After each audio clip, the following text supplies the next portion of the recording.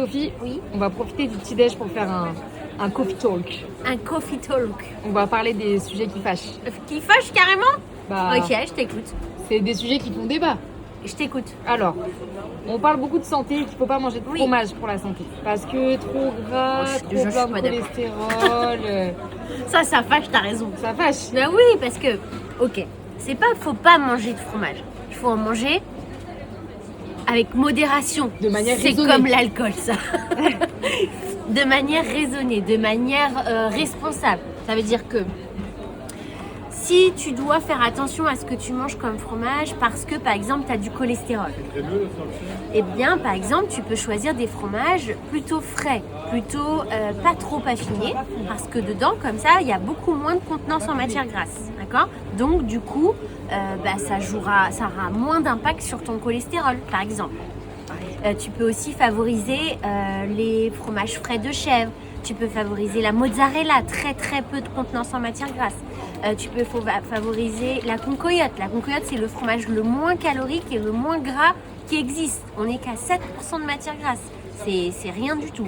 Donc, on ne peut pas dire que tu manges plus de fromage. On dit il faut mieux choisir ce que tu manges, prendre des produits de qualité parce que comme ça, tu auras besoin d'en manger des moins grosses quantités. Et du coup, adapter en fonction de ta problématique le type de fromage que tu vas manger. Et toujours dans l'équilibre. Et toujours dans l'équilibre. Mais il y a aussi le sujet perte de poids. On fait un long réel là, on va le faire en mode podcast. Qu'est-ce que t'en penses? Ouais, j'adore. Ouais, ok. Petite Il y a discussion. aussi le problème perte de poids. C'est pareil. Tu dois pas te priver parce que si tu manges pas, si tu enlèves totalement un produit que tu aimes, ça va aller vite, tu vas te lasser, ça va te saouler et puis tu vas en manger 4 fois plus quand tu vas recommencer et du coup, résultat, tu vas reprendre tout le poids que tu as perdu. Pour le coup, je suis bien placée pour parler. Je viens de perdre 12 kilos, donc je te le dis, je mange du fromage tous les jours.